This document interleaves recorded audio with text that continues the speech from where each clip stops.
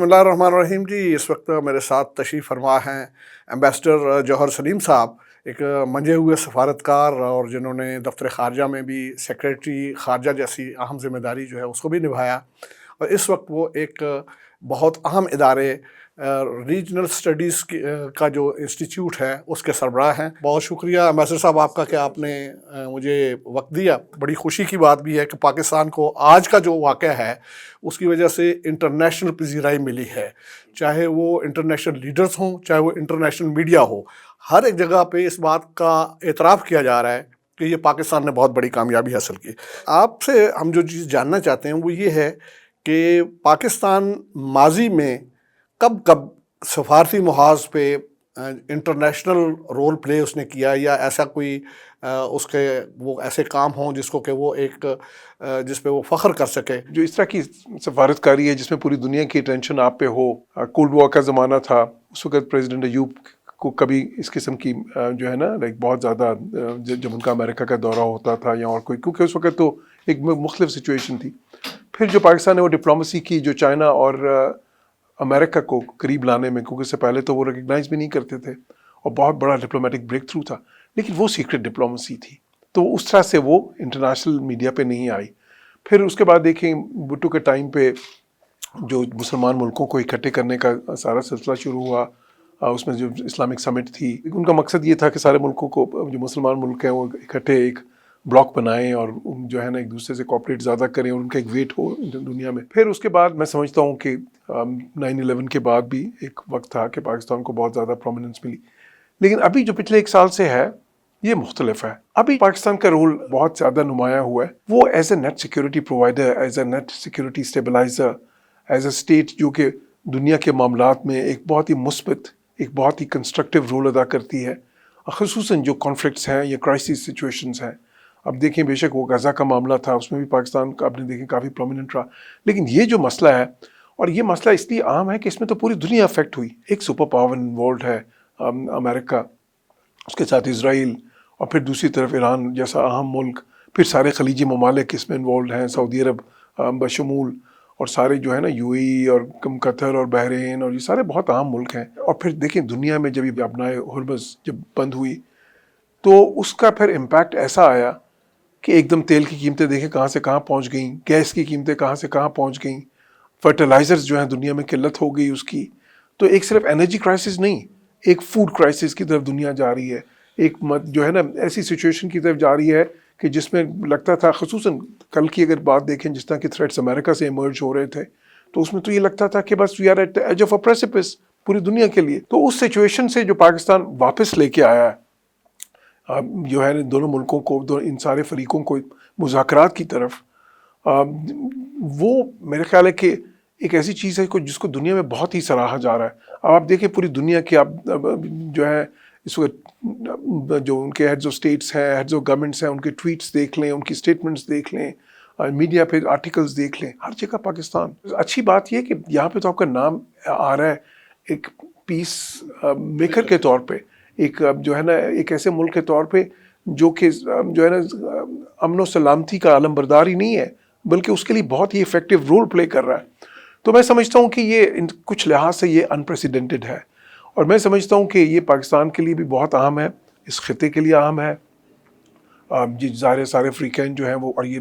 جو ہے جس میں امریکہ بھی شامل ہے، ایران بھی ہے، اور یہ سارے جو خلیجی ممالک ہیں، ان کے لیے بھی ایک بہت ہی جو اس وقت ایک کرٹیکل جنکچر تھا جس میں پاکستان نے یہ ڈپلومیسی کی ہے۔ پھر چائنا کے لیے بہت اہم، چائنا اپنا جو کموڈیٹیز ہے وہ تو خاصا زیادہ ڈپینڈنٹ ہے گلف کے اوپر، جو ہے نا in terms of the oil, in terms of gas, in terms of وہاں سے جو میٹلز آتی ہیں، جو ہے نا فرٹیلائزرز کی انگریڈینٹس آتے ہیں بے شمار چیزوں کے لیے، تو ان کی اکانومی۔ پھر جاپان، ساؤتھ کوریا، حالانکہ دیکھیں انڈیا کی طرف سے بڑی شرانگیز قسم کی سفارتی زبان استعمال ہوئی ہے جے شنکر کی طرف سے، میں تو اس کو سفارتی شرپسندی کہتا ہوں، لیکن ایون انڈیا کے لیے بہت اہم ہے جو پاکستان نے کیا۔ اس کا فائدہ ان کو بھی ہو رہا ہے، کیونکہ دیکھیں تیل تو ادھر بھی مہنگا ہو رہا ہے، ان کی ڈپینڈنس گلف کے آئل اور گیس میں تو ان کی بھی ہے، ان کی اگر یہ اس ریجن میں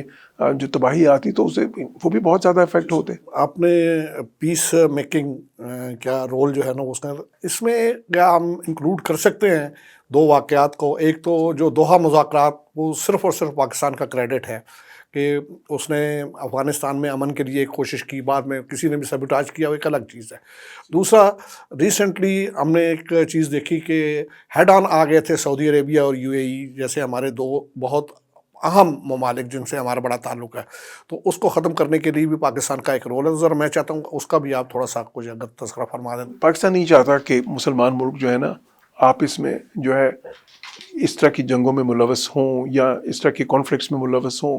پاکستان اس لیے جہاں بھی ممکن ہوتا ہے رپروشمان کی طرف، یہاں پہ دیکھ لیں آپ ایران اور سعودی عربیہ، دیکھیں کس نہج پہ آگے تھے. کل کی بات ہے نا جب ایران نے ان کی جو ہے پیٹرو کیمیکل پلانٹس کو جو ہے ڈسٹروائے کیا، اور بہت ہی خطرناک جو ہے نا موڑ پہ آ گئی تھی ان کے بیچ میں. تو اسی طرح اس سے پہلے بالکل آپ نے جو کہا کہ سعودی عرب اور UAE کے بیچ میں بے شک ہو کوئی ایسی چیزیں جس میں وہ پھر ان کے پرسپیکٹیوز مختلف ہوں اور بات جو ان سے یہ بڑھ رہی ہو، پاکستان وہاں پہ بھی اپنا رول پلے کرتا ہے. دوحہ کی آپ نے بات کی، بالکل طالبان کو میز پہ پاکستان ہی لے کے آیا تھا، اور اس سے افغانستان میں اس 18 سال کا لمبا جو ایک مسئلہ چل رہا تھا ختم ہوا.